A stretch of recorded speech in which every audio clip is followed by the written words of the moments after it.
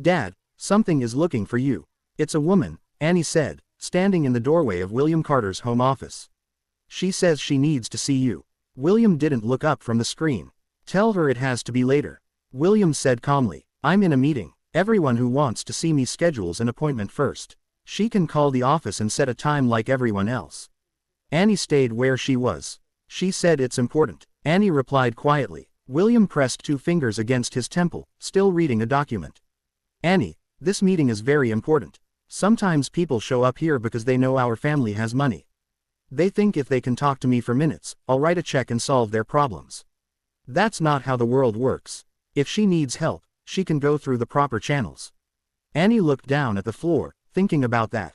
Okay, she said softly. She turned and left the office, her small footsteps fading down the long hallway. William unmuted his microphone and continued the meeting. Let's move to Paige, he said. I want to review the insurance exposure before we finalize the partnership. About minutes later, the office door opened again, faster this time. Annie stood there slightly out of breath like she had been running. Dad, she said. William muted the call again, this time with a small sigh. Annie, I'm in the middle of she wants to see you, Annie said. She won't leave. William leaned back in his chair, a little impatience showing now. I told you what to do. Did you tell her to call the office? Yes, Annie said, but she said I should tell you something. William looked at her waiting. Annie hesitated. She said, you told her that if she ever needed help, she should come find you. William's expression changed slightly, but he didn't speak. And Dad, Annie added. She looks very familiar. I think I've seen her before. I'm sure I have. William was quiet for a moment, searching his memory, but nothing came immediately. He met thousands of people every year. Employees, investors, partners, strangers at charity events, people who shook his hand and thanked him for things he barely remembered doing. Do you want to see her? Annie asked again. William looked at the screen. At the meeting waiting for him at the numbers and contracts and people who depended on his decisions. This meeting decides whether we sign a deal with 3 hospitals, he said. Hundreds of jobs, Annie. Millions of dollars. Sometimes being responsible means you can't stop everything because one person shows up at the gate. Annie listened carefully. But she keeps saying it's about a promise. Annie said. She said you would remember. William felt a strange feeling in his chest. Then something small but heavy, like a book falling shut somewhere in his memory. A promise, he repeated. Annie nodded. She said if you heard her name, you would come out. But she told me not to say it. She said, you should remember by yourself. William stood up slowly this time. On the screen, someone was talking about projected losses. But William reached forward and turned off his camera. Take minutes, he said to the meeting. We'll continue shortly. He walked around the desk and toward the door. Annie stepped aside, then quickly walked next to him as they moved down the hallway together. Is she in trouble? Annie asked. I don't know, William said honestly. Are you in trouble? Annie asked. William almost smiled at that, but there was no humor in his eyes. I don't know that either, he said. They reached the front door and Annie pushed it open.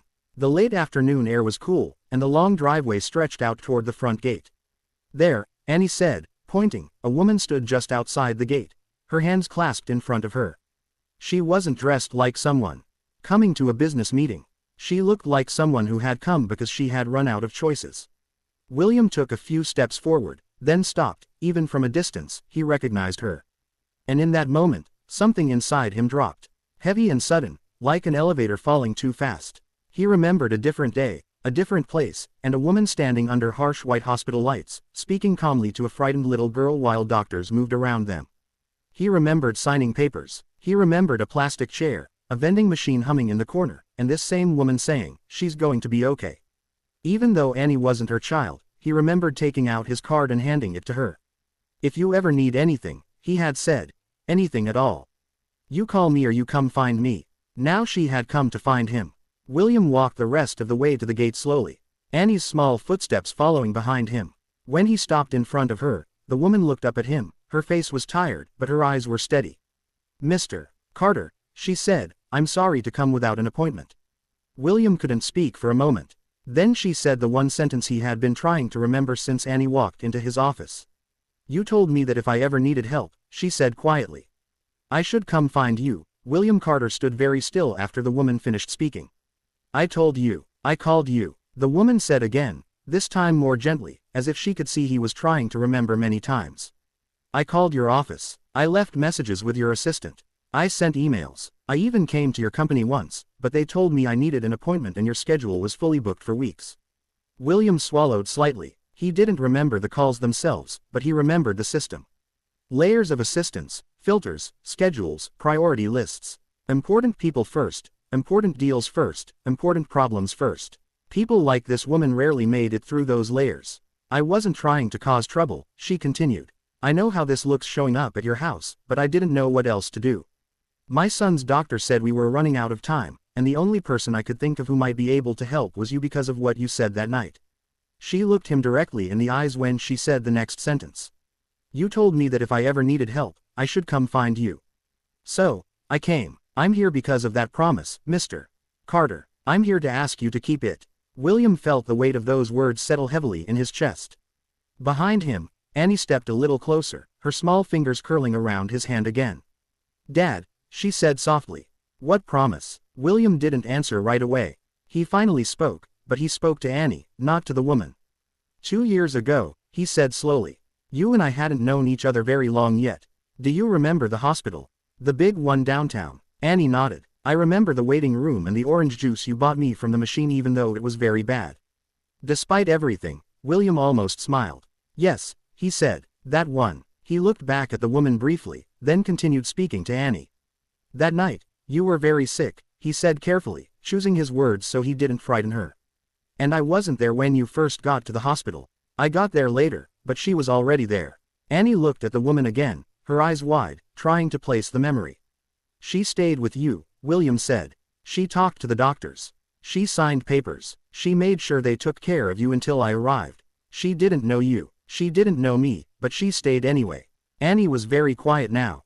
William continued, his voice lower. When I got there and saw you sleeping in that hospital bed and I saw that a stranger had stayed for hours to make sure you were safe, I told her that if she ever needed help in this life, she could call me and I would help her no matter what. Annie looked down at the ground, thinking very hard in the serious way she did when something important was happening.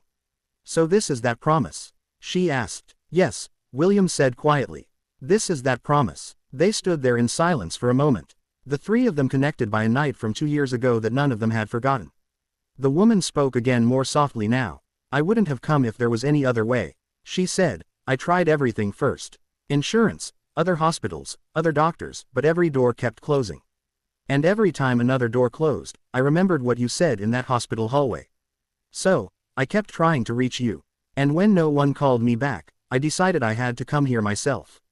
William nodded slowly, absorbing every word. I'm not asking you to save the world, she said. I'm just asking you to help me save my son. You told me once that if I ever needed help, I should find you. So, I found you. If this story touched your heart, please like this video and share your thoughts in the comments. Tell us where you are watching from because every story connects people from different places. And if you believe kindness and keeping promises still matter in this world, please subscribe to the channel so you do not miss the next story. Annie tugged lightly on William's hand. He looked down at her. Dad, she said, are we going to help her because she helped me? William looked at Annie for a long moment before answering. Yes, he said, we are. Then he looked back at the woman at the gate. He was thinking about a hospital hallway, a plastic chair, and a promise he had made when he was simply a father who was afraid of losing a child. Tell me your son's name, William said. Daniel, she replied. His name is Daniel. William nodded once. All right, he said. I'm going to make some calls. I don't know how difficult this is going to be yet, but I'm going to try. The woman closed her eyes for a brief second, and when she opened them again, they were wet but steady. Thank you, she said. That's all I was asking for. Just try. William turned toward the house, and Annie walked beside him again, still holding his hand. As they reached the front door, Annie looked up at him and asked one more question. Dad, yes, why didn't you call her back before? William stopped walking. He looked out across the long driveway toward the gate where the woman was still standing small and alone against the evening light. Then he answered with a quiet honesty that he rarely allowed anyone to hear. Because I was busy, he said, and sometimes Annie being busy is just another way of saying we forgot what really matters. Annie squeezed his hand. Then we should help her, she said simply. So you don't forget again. William nodded once, then opened the door and walked back into his office. Already reaching for his phone, already knowing that from this moment on, he was no longer deciding whether to help, he was deciding what he was willing to lose in order to keep a promise. When William walked back into his office, the voices on the screen were still talking, still waiting, still discussing numbers that only minutes ago had seemed important enough to delay everything else in his life. He sat down slowly, but he didn't turn the camera back on right away. For a moment, he just looked at his own reflection in the black screen. A man in an expensive suit, in a beautiful office, in a house big enough to echo when you walked through it alone. "Mr. Carter," one of the board members' voices came through the speaker. "Are you still with us?" William pressed the button and turned the camera back on. Faces immediately looked back at him. "Yes," he said calmly. "I'm here. We were reviewing the insurance exposure tied to Street Matthews. The woman from Chicago said, if we move forward with the acquisition, we inherit all high-risk surgical liabilities. Our recommendation is still to reduce exposure by limiting approval for extreme-risk cases." William leaned back slightly in his chair. "Define extreme risk," he said. The man from Boston answered, "Surgeries with a projected survival rate below %. They cost millions, and if the patient dies, the legal and media fallout can be significant." William's face did not change. But Annie's voice echoed in his head. "Are we going to help her because she helped me? What if the surgery is the only chance the patient has?" William asked. "That doesn't change the math." The Boston man replied, "We're not a charity, William. We're running a business." There was a time when William would have agreed without hesitation. In fact, there was a time when he had written policies that said exactly that. He looked at the documents on his screen, but he was no longer seeing numbers. He was seeing a woman standing at a gate, holding herself together with nothing but a promise someone else had made. "We'll continue this discussion tomorrow," William said suddenly. There was a pause on the call. "Tomorrow," the Chicago woman repeated. "We're supposed to vote tonight." "I know," William said. "Well, vote tomorrow, William," the Boston man said, his tone tightening slightly. "This acquisition is time-sensitive." William looked directly into the camera now, his voice calm, but leaving no room for argument. "Tomorrow," he repeated, and then he ended the call. The screen went black. For a few seconds, he sat there in silence. Then he picked up his phone and scrolled through his contacts until he found the name he was looking for, Dr. Leonard Hayes, one of the best cardiac surgeons in the country. Semi-retired, only took special cases. Also, the lead surgeon for a medical foundation partially funded by William's company. William pressed call. It rang 4 times before a deep older voice answered. "Hayes, Leonard, it's William Carter." A short pause. "This must be important," the doctor said. "You only call me directly when you want something difficult." William didn't bother denying it. "I need you to look at a case. Year-old boy, severe heart condition. They say it's high risk." "They always say it's high risk when they don't want to touch it," Hayes replied. "Send me the file." "I don't have the file yet," William said. "I need you to agree to see him first." There was a longer pause this time. "That's not how I work, William. I don't take cases because powerful people ask me to. I take cases because I think I can save the patient." "I know," William said. "I'm not asking you to do the surgery. I'm asking you to look at him. That's all." "Doctor." Hayes was quiet for a moment. "You sound different," he said. "Usually, when you call me, you already have 3 lawyers and a contract ready." William leaned back in his chair and stared at the ceiling for a second. "This one's not business," he said. "This one's a promise." On the other end of the line, the old surgeon exhaled slowly. "Send me the hospital name and the boy's information," he said. "I'll go see him tomorrow morning. No guarantees. That's all I'm asking for," William said. He hung up and immediately made 3 more calls. One to the hospital administrator, one to his foundation director, and one to his insurance division. Each call was calm, precise, and left no confusion about what he wanted done. By the time he finished, nearly an hour had passed. When he finally walked out of his office, Annie was sitting on the floor in the hallway with a book open in her lap, though she wasn't really reading. She looked up the moment he opened the door. "Did you call the doctor?" she asked. "Yes," William said. "Is he going to help the boy?" "He's going to see him tomorrow," William replied. "That's the first step." Annie nodded like that was a very serious and important step. "Where's his mom?" Annie asked. "In the guest house," William said. "Mrs. Turner is making her something to eat." Annie stood up and walked over to him. "Was your meeting very important?" she asked. William looked down at her and thought about the contracts, the hospitals, the vote that was supposed to happen tonight. "It was important," he said. "But not more important than this." Annie seemed satisfied with that answer. She slipped her hand into his again as they walked toward the back of the house. "Dad," she said after a moment. "Yes. Are you in trouble because you're helping them?" William thought about the board, the insurance division, the policies he himself had signed years ago, the headlines that could appear if this surgery went wrong. Yes, he said honestly, I might be. Annie was quiet for a few steps. Then she said, that's okay. You told me brave people do the right thing even when it causes problems. William stopped walking. He looked down at her, this small girl who had come into his life without warning and rearranged it without asking permission. Did I tell you that? He asked. Annie nodded. The first week I lived here. When I broke the glass in the kitchen and told you the truth, William remembered that she had stood there so small, waiting to be sent away, and he had realized in that moment that what she feared most was not punishment. It was being left. He squeezed her hand gently. Then I guess I have to be brave now, he said. They continued walking toward the guest house where a tired mother was sitting at a small table, waiting for news that would decide whether her son lived or died. And for the first time in many years, William Carter was not thinking like a billionaire. He was thinking like a man who had made a promise and finally understood that some promises are not measured in money. They are measured in consequences. When William entered the guest house, he saw the woman sitting at the small wooden table near the window, a cup of tea in front of her that had already gone cold. She was sitting very straight, her hands wrapped around the cup as if she were trying to keep them from shaking. She stood up immediately when he walked in, like people do around men they believe are more important than they are. You don't have to stand, William said gently. She nodded, but she didn't sit back down right away. Annie walked in behind William and gave the woman a small polite wave before quietly sitting on the couch, her legs tucked under her, watching the adults with wide, observant eyes. I called a surgeon, William said, getting straight to the point. One of the best. He's going to see your son tomorrow morning and review the case himself. The woman closed her eyes for a moment, and William could see the way her shoulders dropped slightly, like someone had just taken a small portion of the weight she had been carrying. Thank you, she said. That's more than anyone else has been willing to do. What hospital is your son at? William asked. Street Matthews, she replied. William gave a small nod. That was one of the hospitals in the acquisition deal. Of course, it was. Life had a strange way of connecting problems when you least needed them to be connected. I've already spoken to the administration, William said. They're expecting Drive Hayes tomorrow. They'll make sure your son is ready for evaluation. The woman hesitated, then said, there's something else you should know. William waited. Our insurance refused to approve the surgery, she said. That's why the hospital won't schedule it. They said the operation is too expensive and too risky. Without insurance approval, we can't even get on the surgery list.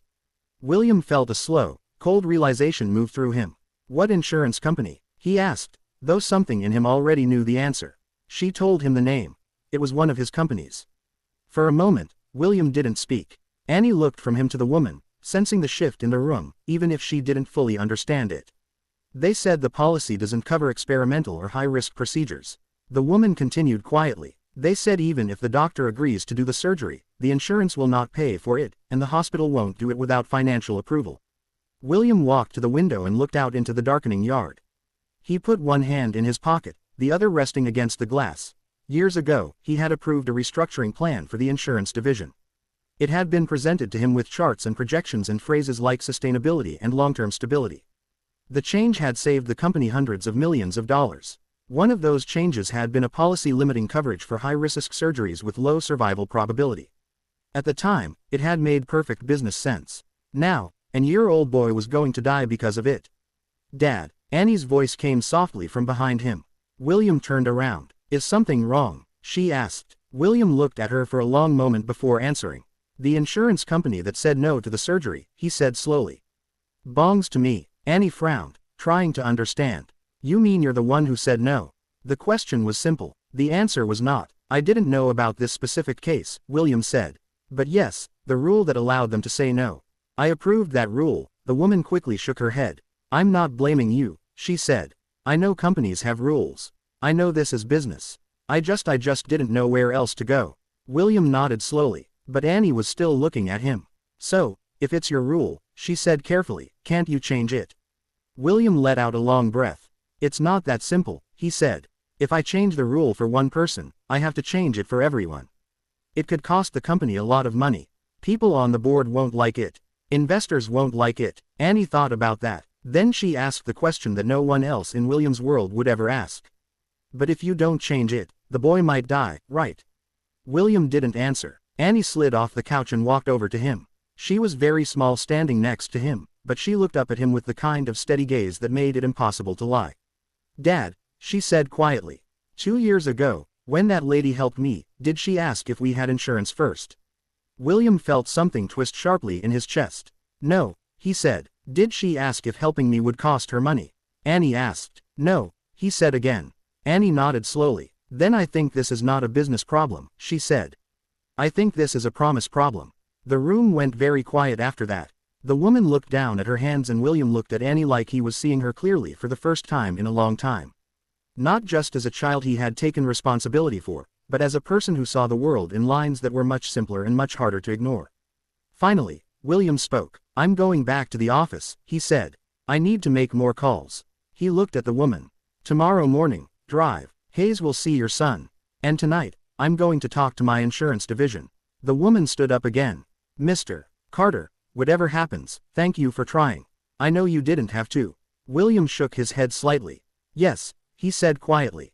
"I did have to." He turned and walked back toward the main house with Annie beside him. "Dad," Annie said as they walked. "Yes, are you going to change the rule?" she asked. William was silent for a long moment as they walked down the dim hallway toward his office, toward his phone, toward the world where decisions like that were never simple and never cheap. "I don't know yet," he said honestly. Annie slipped her hand into his again. "I think you will," she said. "Because you told me once that money is something people use to decide what matters to them." William looked down at her. "I said that, yes," Annie replied. "You said poor people use money to buy things they need. Rich people use money to decide who they want to be." William stopped walking for a moment. He couldn't speak. Then he nodded once, squeezed her hand gently, and continued walking toward his office, knowing that before this night was over, he was going to find out exactly who he had decided to be. William closed the office door behind him and did not turn the lights on right away. The room was dim, lit only by the city glow coming through the tall windows and the faint blue light from his computer screen waking up as he approached the desk. For a long moment, he just stood there, both hands resting on the back of his chair, his head slightly lowered like a man preparing himself for a difficult conversation. Then he picked up his phone and called the head of his insurance division.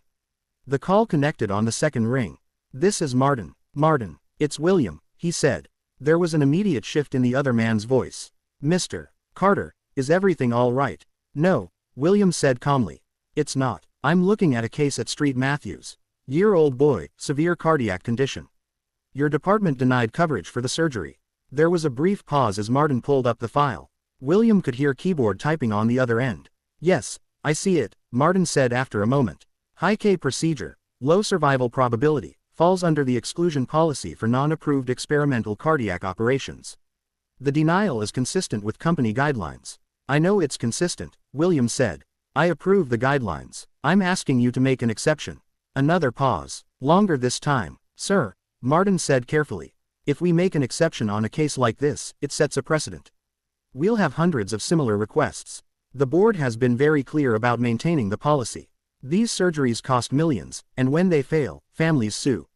The media gets involved and we lose twice financially and legally." William walked slowly around his desk as he listened, his hand tightening slightly around the phone. "What are the chances if the surgery is performed?" William asked. "The file says 2% survival," Martin replied. "Without surgery, the file estimates less than % chance of surviving the year." William stopped walking. "So, we're not deciding whether this is a good investment," William said quietly. "We're deciding whether a child has a % chance to live or a % chance to live."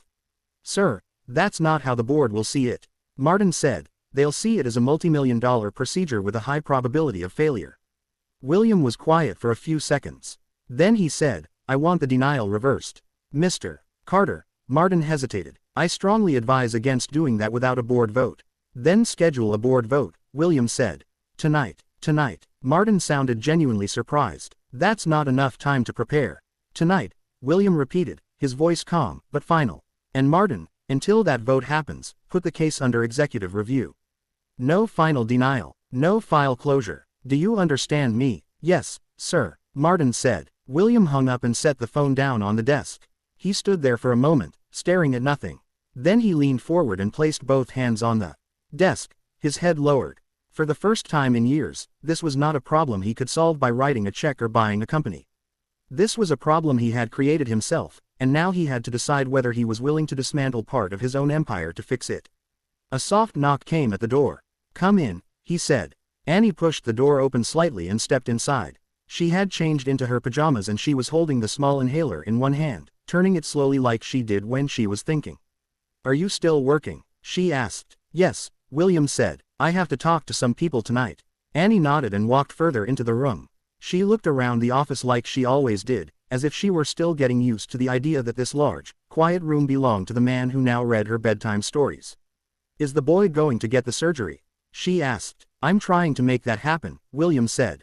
Annie studied his face for a moment. "You look like when something is very hard," she said. William let out a small breath that was almost a laugh. "It is very hard." Annie walked over and climbed into the big chair across from his desk, her feet not even reaching the floor. "Is it hard because of money?" she asked. "Yes," William said. "Partly." Annie thought about that. Then she asked, "How much money is a life?" William didn't answer right away. He leaned back in his chair and looked at her. Really, looked at her. This small girl who asked questions that billion-dollar boardrooms never asked. "I don't know," he said finally. Annie nodded slowly as if she expected that answer. "I think," she said carefully, "maybe money is for buying time, and doctors use time to save people." William felt that same tight feeling in his chest again. "Where did you learn to think like that?" he asked. Annie shrugged a little. "When I was little, the lady at the hospital told me that when people can't breathe, the most important thing is to give them time. She said, if you can give someone a little more time, sometimes their body can fix itself." William looked at the inhaler in her hand. "Go to bed," he said softly. "It's late." Annie slid out of the chair but didn't go to the door right away. "Dad," she said. "Yes. If the board says no, are you still going to help them?" William looked at her for a long time before answering. "That's what I'm trying to decide," he said. Annie walked over to him, leaned forward, and hugged him around the shoulders in the simple, sudden way children do when they decide you need it. Then she whispered, "I think the lady already decided 2 years ago. She helped me before she knew who you were. She didn't have a board meeting first." William closed his eyes for a brief moment and put his arm gently around her. After she went to bed, William Carter sat alone in his office, the city lights stretching out in front of him, his phone on the desk, waiting for the board members to join the emergency call he had just scheduled. Tomorrow morning, a doctor would decide whether a boy could be saved. But tonight, William Carter was going to find out whether a promise was more powerful than a boardroom. The board meeting started at p.m. William sat alone in his office, the large screen on the wall slowly filling with faces, as one by one, the board members joined the emergency call. Some looked annoyed, some looked curious, and a few looked worried. Emergency meetings usually meant lawsuits, scandals, or losses. In William's world, people were only called this late when something had gone wrong. "All right," said Jonathan Pierce, the senior board member, a man in his late s with silver hair, and the calm voice of someone who had spent years making difficult decisions without losing sleep. "William, this better be important. You don't call the entire board at night. Unless the building is on fire." William folded his hands on the desk. "In a way," he said, "it is." He pressed a button and a file appeared on the screen. A medical report, a name, a number, a projected surgery cost. "This is an insurance denial case from Street Matthews," William said. "Year-old patient cardiac surgery denied under our high-risk exclusion policy." One of the board members frowned. "And we're here because we deny hundreds of cases like this every year." "Yes," William said, "we do." The room was quiet for a second, waiting for him to continue. "I'm asking the board to approve an exception," William said. "Full coverage for the surgery." Immediately, several faces changed. "That's a multi-million-dollar procedure," said a woman named Karen Holt. "And the survival rate is under %. This is exactly the kind of case the exclusion policy was designed for." "The policy was designed to protect the company," William replied, "not to decide who deserves a chance to live." "That's a nice sentence," said Martin, the head of insurance, who was also on the call. "But our responsibility is to the shareholders." Jonathan Pierce leaned back in his chair, studying William carefully.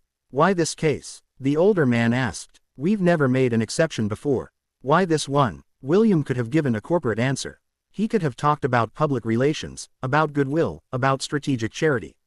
Instead, he told the truth because 2 years ago, that boy's mother saved Annie's life, he said. "And I promised her that if she ever needed help, I would help her." The boardroom went completely silent. Some of them knew Annie was adopted. Few of them knew the story. Jonathan Pierce was still watching William very carefully. "So this is personal," he said. "Yes," William answered. Karen Holt shook her head slightly. William, you're asking us to risk millions of dollars and set a legal precedent because of a personal promise. William didn't look away from the camera. Yes, he said again. Martin spoke next. If we approve this, every lawyer in the country will use this case to argue that we have a moral obligation to approve other high-risk procedures. This policy saved the company nearly $1 million over the last years. William nodded once. I know. I approved the policy, and now you want to break it, Martin said. Yes, Jonathan Pierce finally spoke again. His voice calm but firm. Let me ask you a different question, William. If the boy dies during surgery, the media finds out we approved an exception, and the shareholders sue the board for misusing company funds. Are you prepared to take responsibility for that? William didn't hesitate. Yes, you personally, Jonathan asked. Yes, I'll cover the entire cost of the surgery myself, not the company. Me. That caused a visible reaction on several faces. Karen leaned forward. That still doesn't solve the precedent problem. William nodded. Then we changed the policy, he said. Now, several people started talking at once. Change the policy. You can't be serious. That policy is the reason the division is profitable. You'll open the floodgates. William didn't raise his voice. He just waited until they stopped talking. Years ago, he said, we changed the policy because the numbers made sense. Tonight, I'm telling you, the numbers are not the only thing that matters. Karen crossed her arms. We are not a charity, William. William looked directly at her through the screen. No, he said, but we are also not supposed to be the reason a year-old dies when we have the ability to help. Silence again. Jonathan Pierce tapped a pen slowly against his desk. Thinking, you built this company from nothing. The old man said, you've always been ruthless about numbers. That's why this is surprising. William leaned back slightly in his chair. And for the first time that night, he looked tired. When I was years old, William said, my father got sick. He needed a surgery my family couldn't afford. The insurance company said it was too expensive and too risky. They said the same words we use now. Not cost-effective, low success rate. No one interrupted him. He died months later, William said. And I remember my mother sitting at the kitchen table with a stack of medical bills and one letter from the insurance company saying they were sorry for our loss, but they were unable to approve the procedure. The room was completely silent now. I built this company so I would never be that powerless again. William said quietly, but somewhere along the way, I built the exact same system that killed my father. No one spoke for a long time. Then Jonathan Pierce asked the only question that mattered. If we approve this, the old man said, this will change the company, possibly permanently. Are you sure that's what you want to do? William thought about Annie sitting in the big chair in his office. He thought about a woman standing at his gate because she had run out of time. He thought about a promise made in a hospital hallway. Yes, William said, I'm sure. Jonathan looked around at the other faces on the screen. All right, he said slowly. We vote one by one. And the board members gave their answers. Some yes, some no, some reluctant, some certain. When it was over, Jonathan looked back at William. The motion passes, he said. By one vote. William didn't move for a moment. William, Jonathan added, you better hope that boy lives. William nodded once. Yeah, he said quietly. Me, too. When the screen went black and the meeting ended, William sat alone in his office again, the silence heavier than before. Tomorrow morning, a surgeon would look at a year-old boy and decide whether to try. And for the first time in many years, William Carter understood something very clearly. This was not a business decision anymore.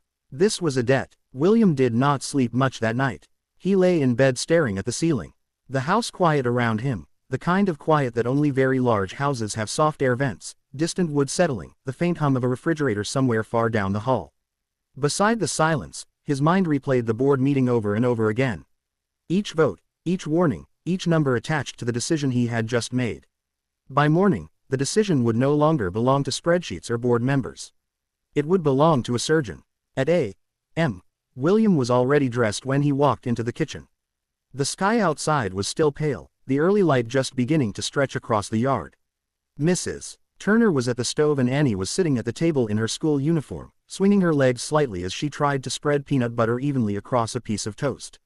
You're up early, William said. Annie looked up. I couldn't sleep, she said. I kept thinking about the boy. William poured himself a cup of coffee.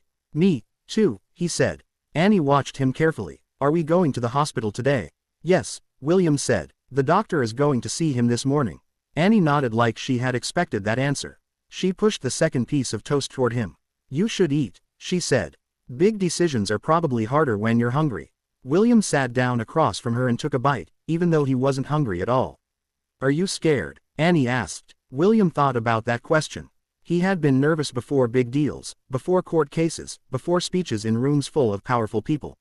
But this felt different. Yes, he said. I am. Annie nodded slowly. Me, too, she said. After breakfast, they drove to the hospital together. William usually had a driver, but this time he drove himself. Annie sat in the back seat, unusually quiet, looking out the window as the city moved past them. Hospitals all looked the same from the outside. Glass, steel, clean lines, big signs with hopeful words written on them. Street Matthews was no different. When they walked inside, people recognized William immediately.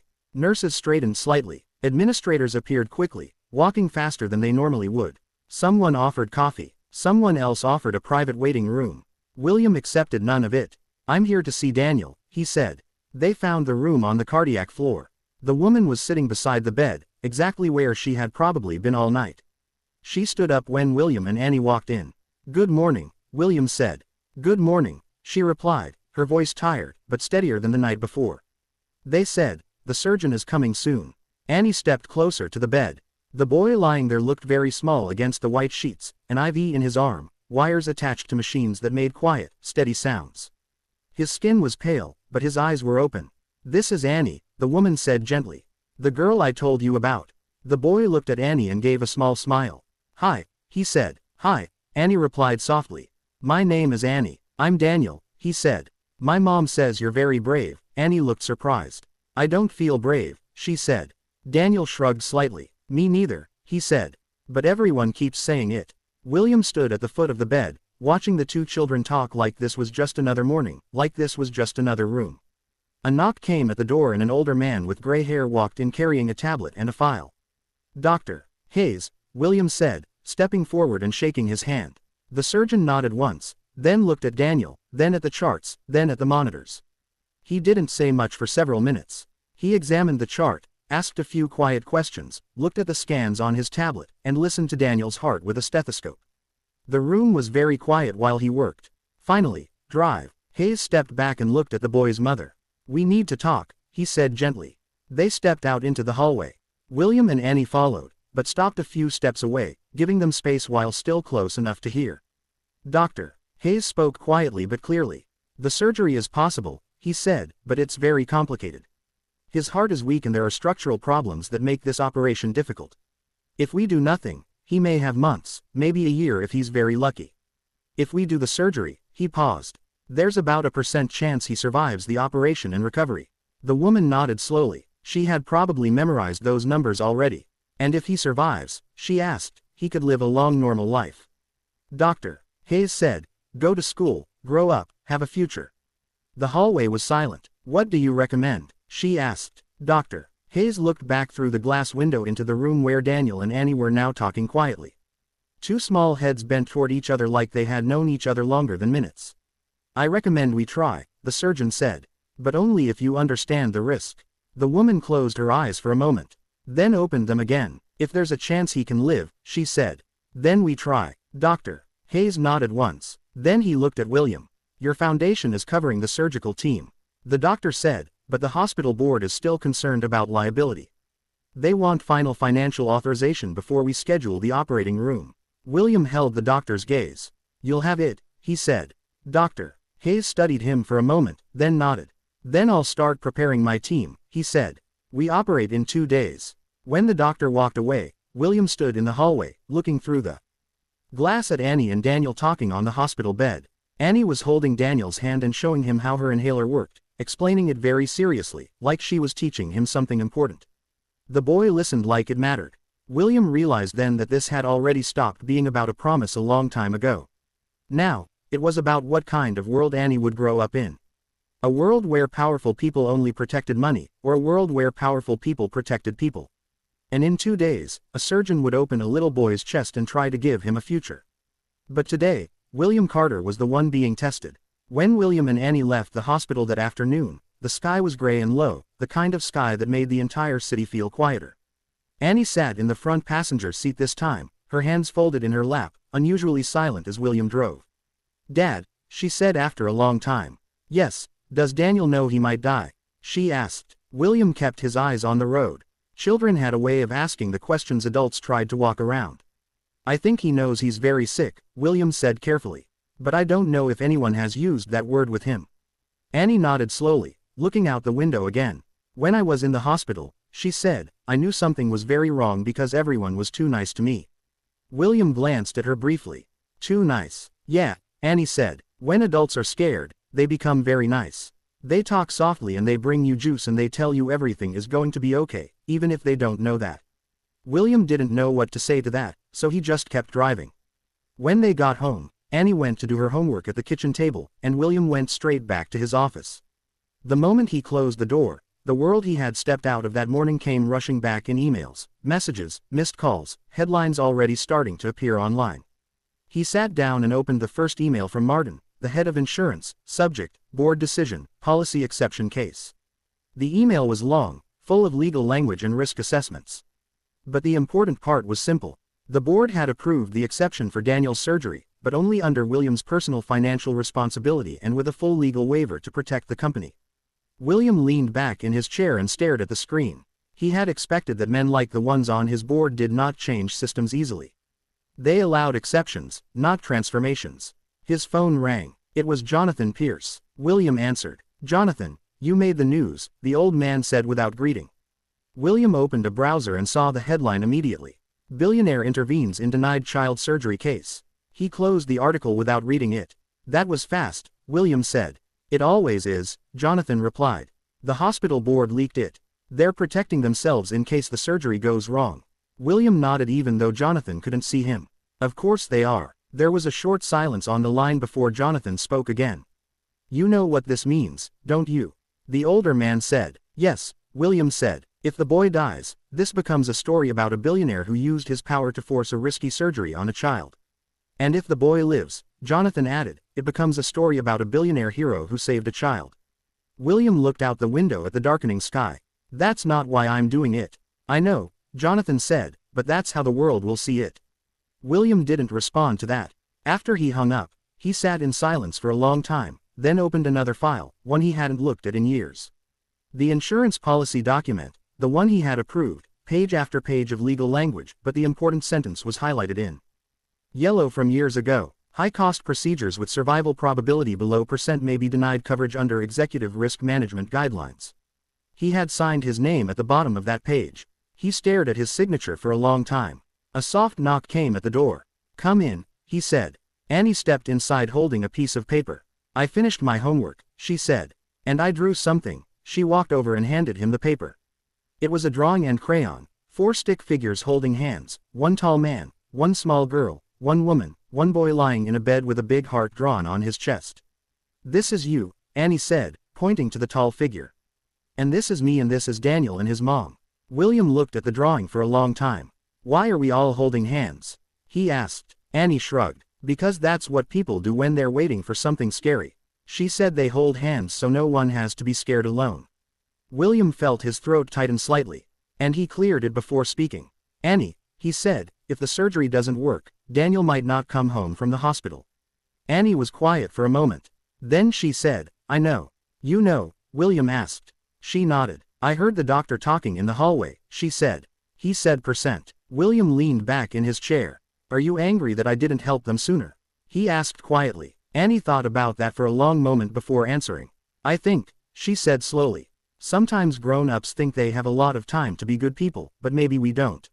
William looked at her, really looked at her. This small girl who had walked into his office a few days ago and unknowingly started a chain of decisions that was now changing everything. I'm trying to fix it now, he said. Annie nodded. I know, she said. That's why I'm not angry. She turned to leave, then stopped at the door and looked back at him. Dad, yes, if Daniel lives, she said. Do you think his mom will still be tired all the time? William thought about the woman sitting in the hospital chair, the way she held her hands together like she was holding herself in place. Maybe not as tired, he said. Annie smiled a little. Good, she said, because she looks like she hasn't rested in a very long time. After Annie went to bed that night, William stayed in his office again. The drawing still lying on his desk next to the insurance policy with his signature on it. He looked from the drawing to the policy and back again. One paper showed the system he had built. The other showed the reason he was about to change it. The morning of the surgery arrived quietly. Hospitals were strange places in the early morning. The lights were always on, the floors always clean, the machines always making the same steady sounds, but everything felt softer before the day fully began. Voices were lower, footsteps were slower, even fear seemed to move more quietly in the early hours. William and Annie arrived just after a.m. The surgery was scheduled for. Daniel was already awake when they entered the room. He was sitting up slightly in the bed, a thin blanket over his lap, a hospital bracelet around his wrist that looked too big for his arm. His mother stood by the window, speaking quietly with a nurse. But when she saw William and Annie, she immediately walked over. "You came," she said. "I said I would," William replied. Daniel looked at Annie and smiled. "You came too," he said. "Of course," Annie said, walking over to the bed. "I brought you something." She held out a small folded piece of paper. Daniel opened it carefully. It was another drawing. This time, a picture of a big heart with 4 people standing around it above the heart. Annie had written in careful uneven letters for Daniel. "So, you can use this one until yours is fixed." Daniel stared at the drawing for a long time. "Thank you," he said quietly. "I think this is a very good heart." Annie nodded. "Seriously, I made it extra strong," she said. "So, you have to give it back after the surgery." Daniel smiled a little. "Okay," he said. A few minutes later, drive. Hayes walked in with 2 nurses and a younger doctor. He explained the procedure again, calm and clear, the way people do when they have explained the same thing many times, but know it is the first time the family is truly hearing it. "We'll take good care of him. Doctor," Hayes said to Daniel's mother, "I need you to be brave for a few hours." She nodded, but she couldn't speak. When the nurses came to take Daniel to the operating room, he looked at his mother first. She leaned down and hugged him very carefully, like she was afraid he might break. "I'll be right here when you wake up," she whispered. Then Daniel looked at William. "Are you the man who made the phone calls?" he asked. William nodded once. "Yes," he said. "Mom said, you're very busy." Daniel said, "Thank you for not being too busy this time." William felt that sentence land somewhere deep inside his chest. "You're welcome," he said quietly.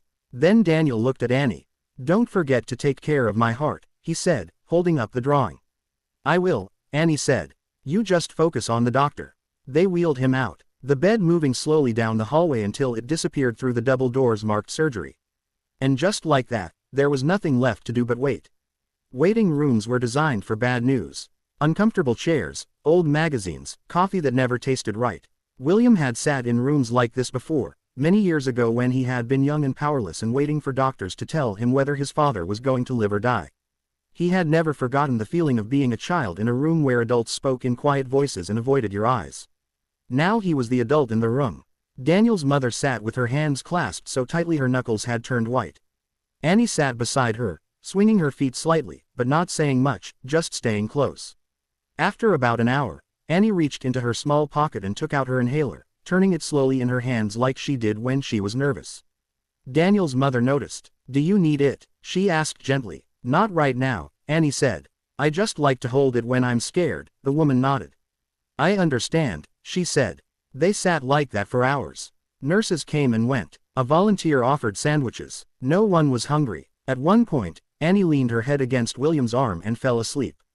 William didn't move, afraid to wake her. He just sat there, one arm around his daughter, across from a mother who was waiting to find out if she still had a son.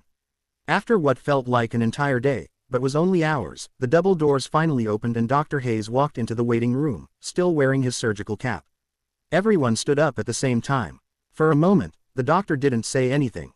He pulled the cap off slowly and William saw the exhaustion on his face. "Well?" Daniel's mother asked, her voice barely more than a whisper. "Doctor." Hayes looked at her, then at William, then at Annie, who was now awake and holding the drawing in both hands like it was something alive. "The surgery was very difficult," the doctor said. "There were a few moments where we thought we were going to lose him." Daniel's mother covered her mouth with her hand. But Dr. Hayes continued and now there was the smallest hint of a smile on his face. "His heart is beating on its own.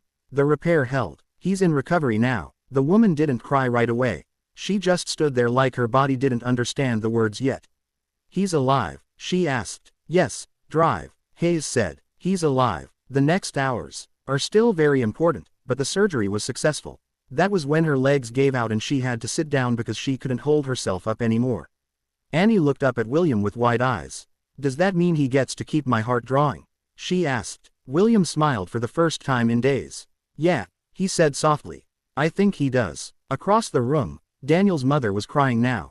Her face in her hands, the kind of crying that comes from relief, so big it hurts. William sat back in the waiting room chair and looked at Annie, then at the woman, then at the surgery doors. For the first time since the woman had appeared at his gate, he allowed himself to breathe. But deep down, he knew something else, too. Saving one boy was a miracle. Changing the system that almost killed him that was going to be a war. The first time Daniel opened his eyes after the surgery. It was late afternoon. The room was quiet except for the steady rhythm of the heart monitor and the soft sound of air moving through the oxygen line near his bed. His mother was sitting in the chair beside him, her head resting near his arm, asleep in the uncomfortable position of someone who had not truly rested in weeks, but whose body had finally shut down from exhaustion. William stood near the window speaking quietly with Dr. Hayes while Annie sat in the chair on the other side of the bed holding the folded heart drawing carefully in both hands like she was guarding something important. Daniel's fingers moved first, just a small twitch. Annie saw it immediately. He moved, she whispered. His mother woke instantly. Daniel, she said, leaning forward. Daniel, can you hear me? His eyes opened slowly, unfocused at first, then slowly finding her face. Mom, he whispered. His voice was dry and weak. She let out a sound that was half laugh, half sob, and leaned down carefully so she wouldn't touch any of the wires. I'm here, she said. I'm right here. Daniel blinked slowly, then looked around the room. His eyes landed on Annie. You still have it? He asked, his voice barely more than air. Annie quickly held up the drawing. Of course, she said. I told you I would take care of it. Daniel gave the smallest smile. You can keep it a little longer, he said. I think mine still needs help. Dr. Hayes stepped forward and checked the monitors, then nodded once to William. He's doing well, the doctor said quietly. Better than I expected for the first few hours.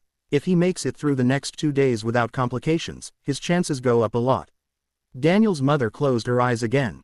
But this time, she was smiling through the tears. Thank you, she said to Dr. Hayes. Thank you for trying. The old surgeon shook his head slightly. Thank him, he said, nodding toward William. I only did my job. He's the reason your son was on my operating table in the first place. The woman turned to William, but for a moment she couldn't speak. There are some kinds of gratitude that are too big for words, and this was one of them. You kept your promise, she said finally. William shook his head slightly. No, he said quietly. I was years late. You kept yours first. She didn't understand at first. And then she did. 2 years ago, she had helped a child she didn't know. She had made a decision in a hospital hallway without knowing it would come back to her one day. That was how promises worked sometimes. They traveled in circles. They came back when you least expected them. That evening, William and Annie went back home for the first time in days. The house felt different when they walked in. Quieter in a different way, like something important had happened, and the walls knew it. Annie went straight to the kitchen and climbed onto one of the tall chairs. Can we bring them dinner tomorrow? She asked. Who? William asked. Though he already knew. Daniel and his mom, Annie said. Hospital food is very sad. William loosened his tie slightly and sat down across from her. Yes, he said. We can bring them dinner. Annie nodded like that was a very important problem solved. Dad, she said after a moment. Yes, are you still in trouble with your company? She asked. William leaned back in the chair and thought about the emails, the headlines, the board members who had voted yes and the ones who had not.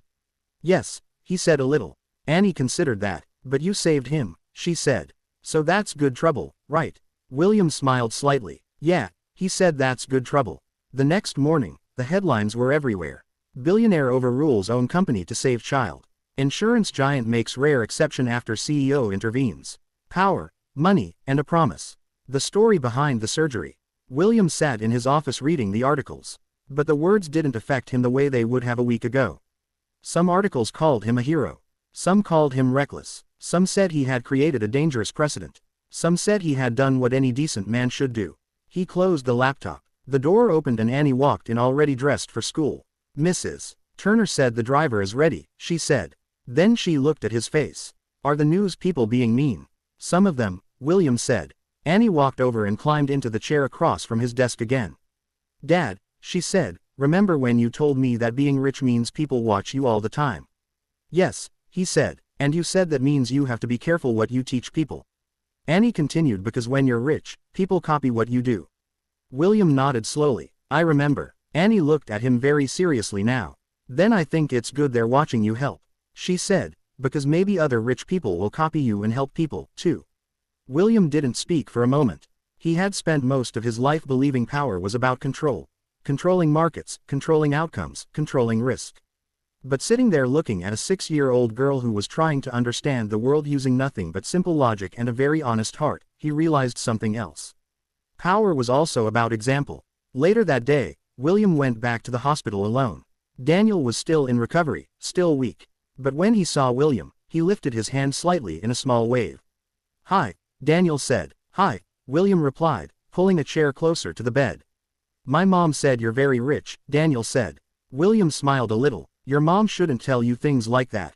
Daniel shrugged slightly. She said, rich people are busy because they're important. William thought about that for a moment. Then he said, no, rich people are busy because they think what they're doing is important. Sometimes they're wrong. Daniel looked at him carefully like he was trying to understand that sentence. Are you important? The boy asked. William looked at the machines, the wires, the small hand resting on the blanket. No, William said quietly. But helping you was. When William left Daniel's hospital room that afternoon, he did not go back to the office right away. Instead, he found himself standing in the long hospital corridor, looking out a window that showed nothing but a parking lot and a gray sky. Hospitals had a way of making people think about their lives in straight lines. What mattered, what didn't, what you would regret if you ran out of time. He stood there long enough that Dr. Hayes eventually walked up beside him holding a tablet and a paper cup of coffee that had long gone cold. He's doing better than expected, the surgeon said, looking out the same window. Strong kid, William nodded.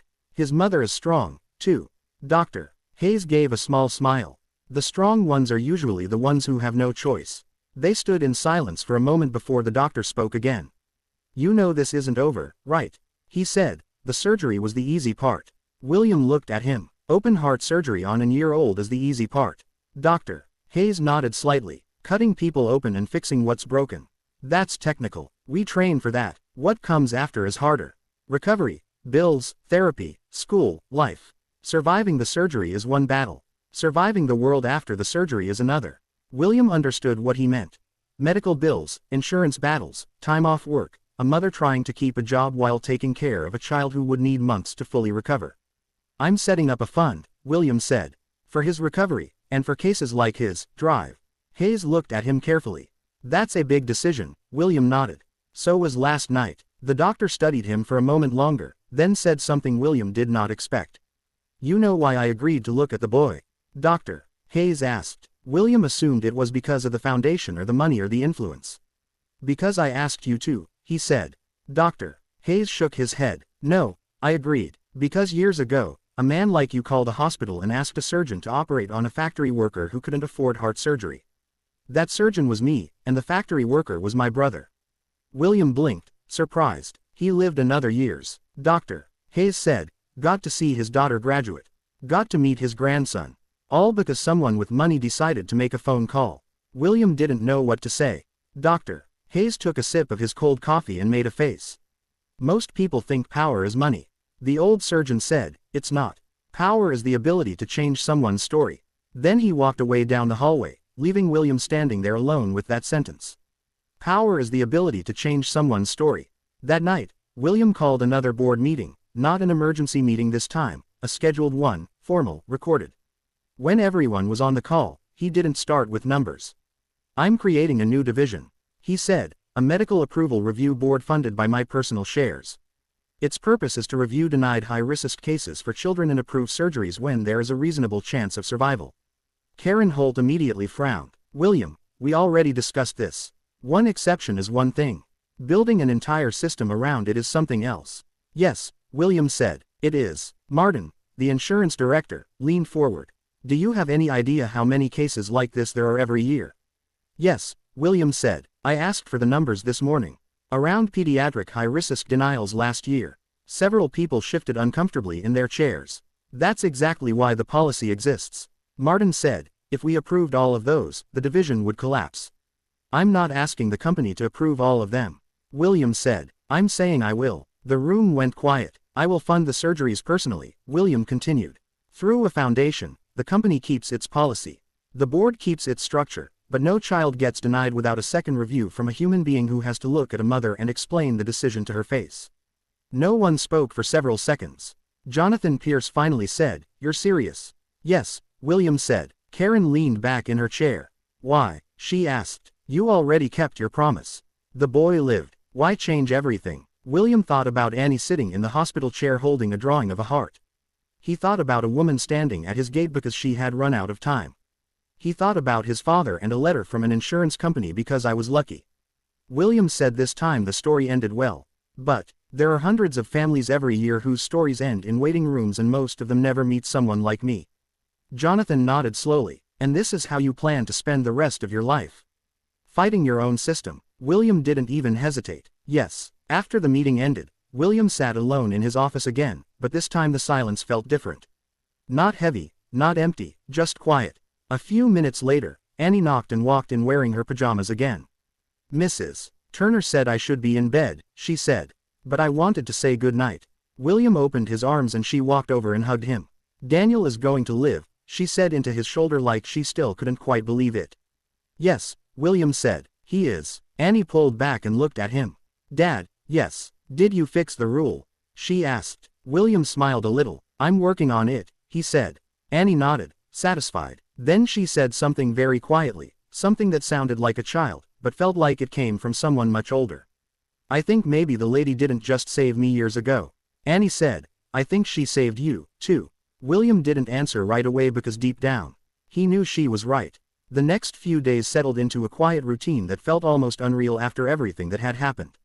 William went to work in the mornings, but he spent his afternoons at the hospital. Annie went to school, then insisted on stopping by Daniel's room every evening.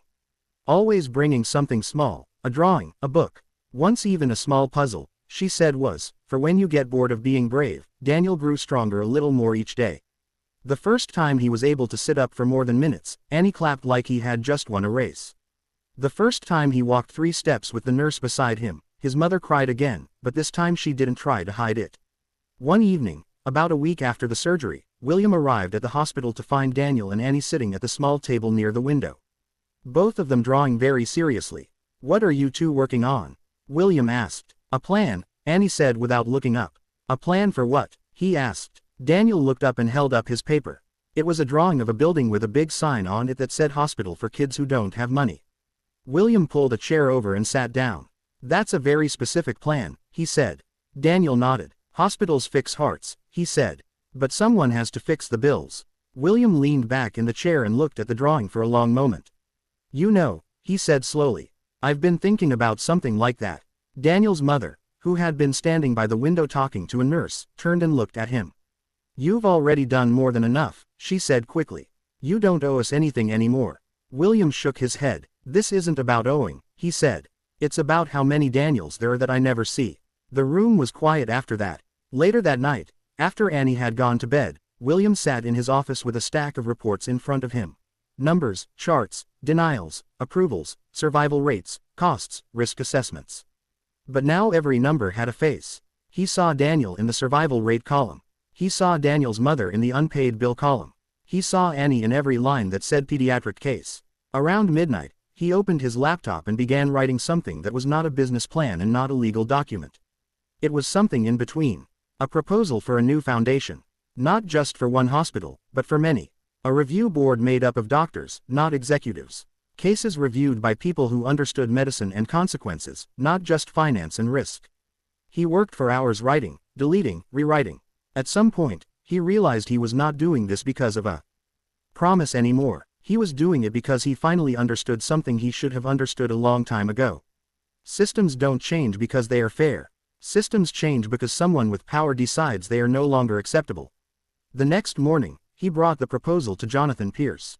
The old man read it slowly, page by page, occasionally adjusting his glasses, occasionally looking up at William like he was trying to see not just the man sitting in front of him, but the boy he used to be. When he finished, he closed the folder and leaned back. "This is not a small thing," Jonathan said. "I know," William replied. "You're talking about tens of millions of dollars a year," Jonathan continued. "I know. You're talking about changing how the company interacts with hospitals, with insurance, with the public," Jonathan said. "I know." Jonathan studied him for a long moment.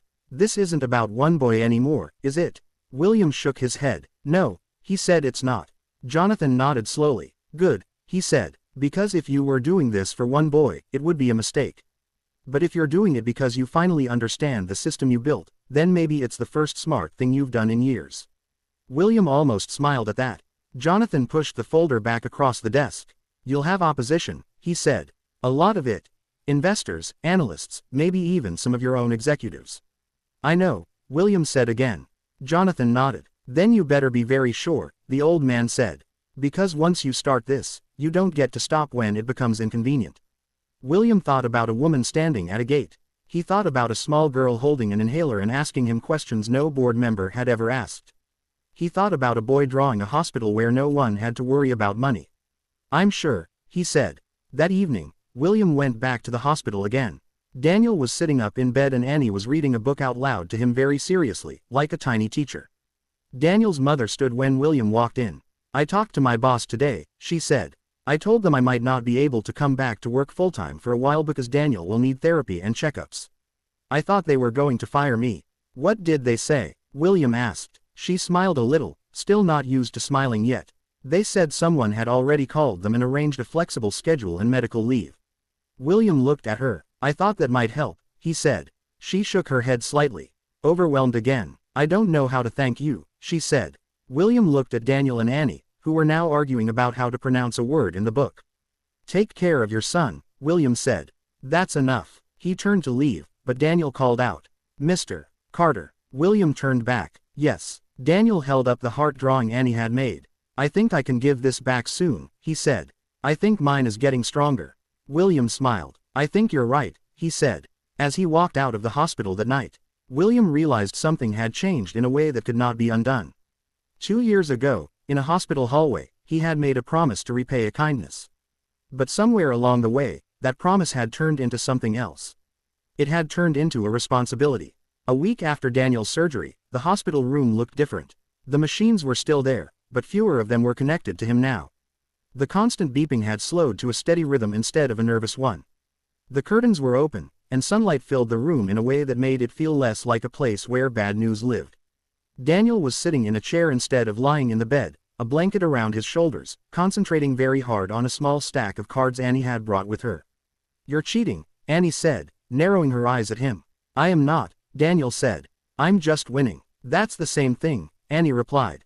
William stood by the window with Daniel's mother, watching the two children argue about rules. They were both changing as they went. He's stronger, William said. Yes, she replied softly. Every day he's a little stronger. She was different now, too. The deep exhaustion in her face had softened. She still looked tired, but it was the tired of someone who had been through a storm and could finally see land again. The doctor said he might be able to go home in a week, she said. I don't think I've slept properly in a year, but for the first time, I think I might be able to. William nodded. When he goes home, a nurse will visit twice a week, he said. And the physical therapist will come to your apartment. You won't have to bring him back and forth for every appointment. She looked at him quickly. You've already done enough. You don't have to keep doing this. William shook his head slightly. I know I don't have to. He said, I want to. She didn't argue again. Some people understood gratitude as a quiet thing, not something you repeated out loud too many times. Across the room, Annie and Daniel were now building something with the cards. A small, careful tower that kept falling and being rebuilt again. Why do you keep fixing it when it falls? Daniel asked. Annie looked at him like the answer was obvious. Because that's how you make it taller, she said. William heard that and almost smiled to himself. Children understood persistence better than most adults. Mr. Carter, Daniel said suddenly, looking over at him. Yes, William replied, walking closer. Daniel hesitated, then said, Mom told me that you changed the rules at your company because of me. William pulled a chair over and sat down, so he was at eye level with him. Not just because of you, he said. Because of a lot of kids like you. Daniel thought about that. Does that mean other kids will get surgery too? He asked. Yes, William said. That's the plan. Daniel nodded slowly like he was trying to understand something very big with a very small amount of life experience. Then when I grow up, Daniel said, I'm going to be a doctor and do the surgeries for the kids whose parents are scared. His mother turned away slightly, covering her mouth with her hand again, but this time she was smiling. That sounds like a very good plan. William said. Daniel looked down at the scar on his chest, visible above the collar of his hospital shirt. He touched it very gently. "Doctor," Hayes said, "this scar means someone fixed my heart," Daniel said. "But I think a lot of people fixed it, not just him." William didn't know what to say to that. That evening, after Annie had gone to bed, William sat alone in the living room instead of his office. The lights were low and the house was quiet. On the coffee table in front of him was Annie's drawing, the one with the 4 stick figures holding hands around the big heart.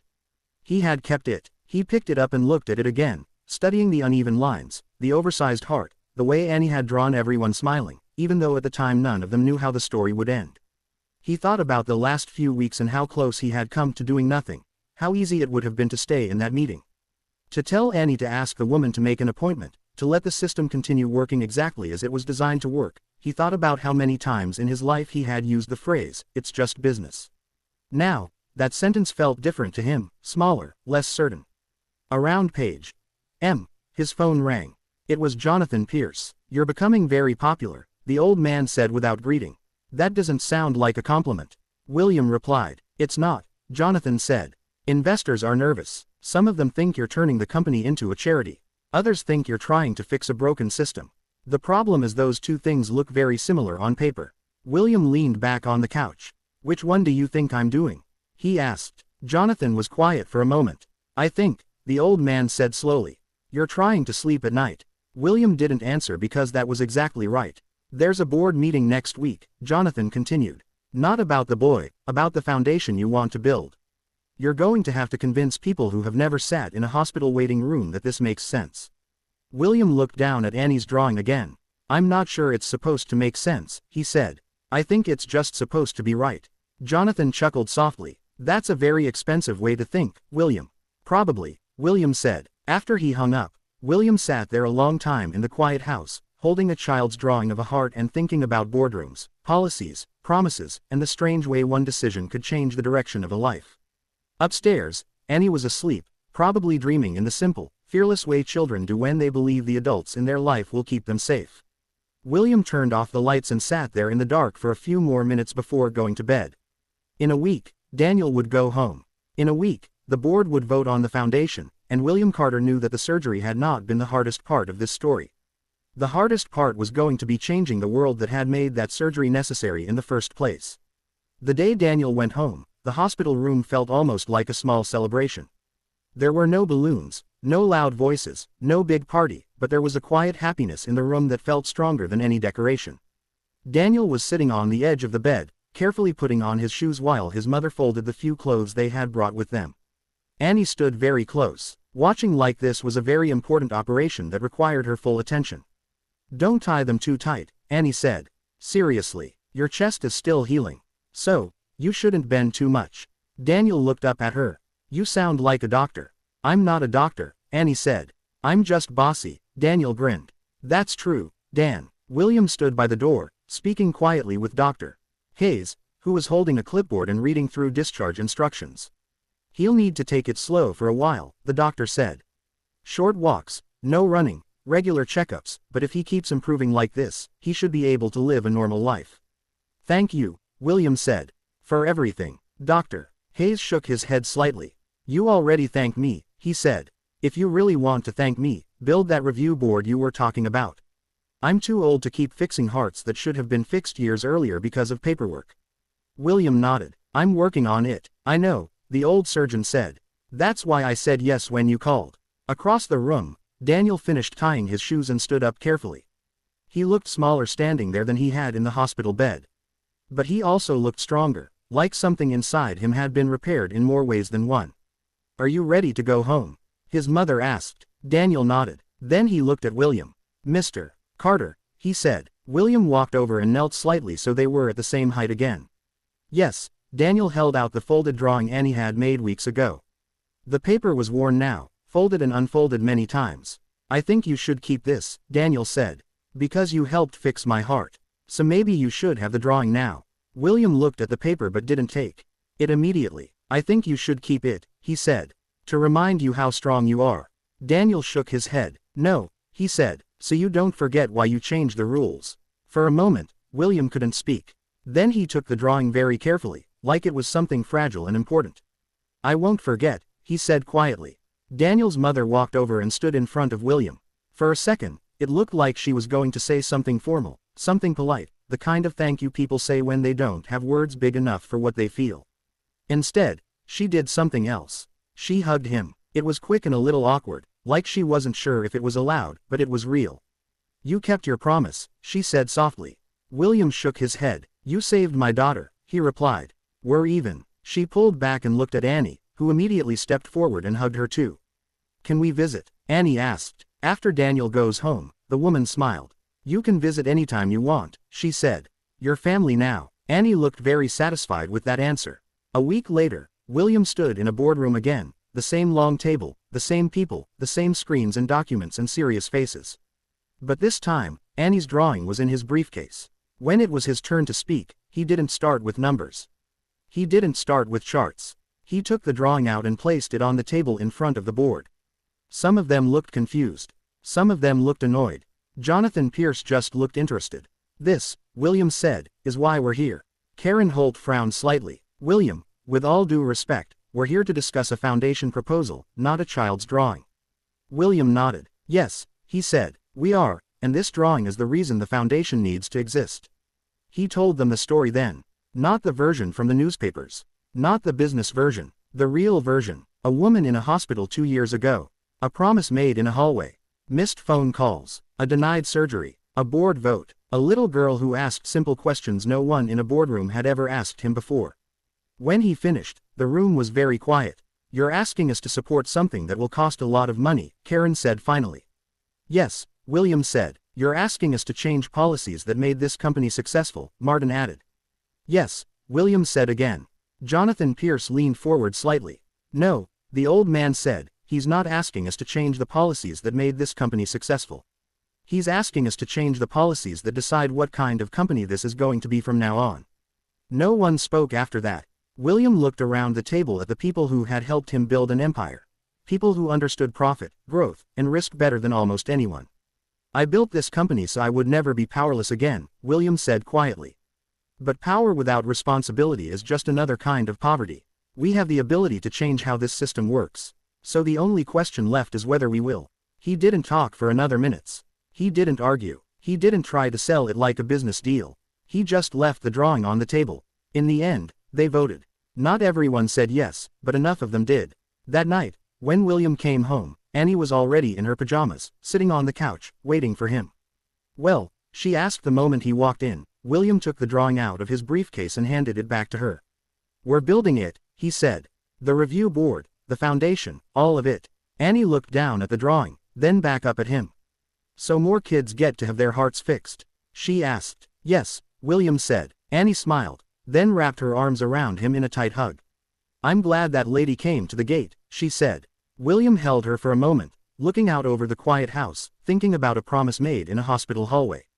A woman who refused to give up, a boy with a repaired heart and a little girl who had asked the right questions at the right time. Me too, he said softly. And for the first time in many years, William Carter felt like the life he had built and the man he had become were finally the same person. This story reminds us that power and success mean very little if they are not used to help others. Sometimes the biggest mistakes in life are not the things we do wrong, but the good things we delay because we think we have more time. A promise, a small act of kindness, or one decision to help someone can change an entire life. The story teaches us that true wealth is not measured by money, but by responsibility, compassion, and the courage to do the right thing when it is difficult.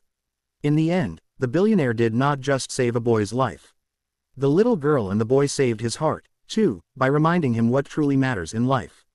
This video is a work of fiction created with the assistance of artificial intelligence. All characters, events, and situations are not real and do not represent any actual people or true stories. The content is intended for storytelling and emotional illustration.